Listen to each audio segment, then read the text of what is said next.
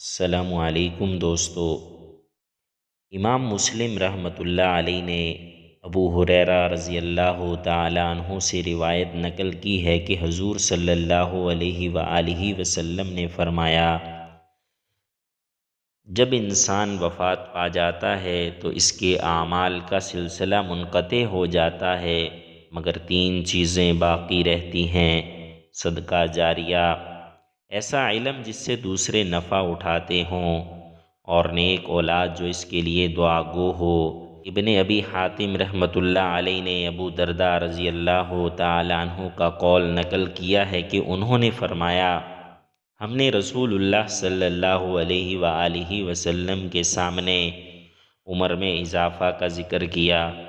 تو آپ صلی اللہ علیہ وآلہ وسلم نے فرمایا کہ بے شک اللہ تعالیٰ کسی شخص کی موت کو مؤخر نہیں کرتے جب اس کی اجل آ جاتی ہے، بلکہ عمر میں اضافہ یہ ہے کہ اللہ تعالیٰ کسی بندے کو نیک اولاد عطا فرما دیں اور اس کے لیے دعائیں کرے اور ان کی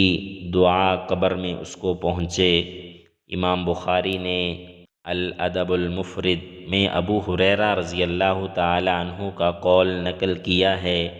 کہ مرنے کے بعد میت کا درجہ بلند کیا جاتا ہے تو میت کہتی ہے کہ اے میرے رب، یہ کیا چیز ہے؟ رب تعالیٰ اس سے فرماتے ہیں، تیری اولاد نے تیرے لیے استغفار کیا ہے۔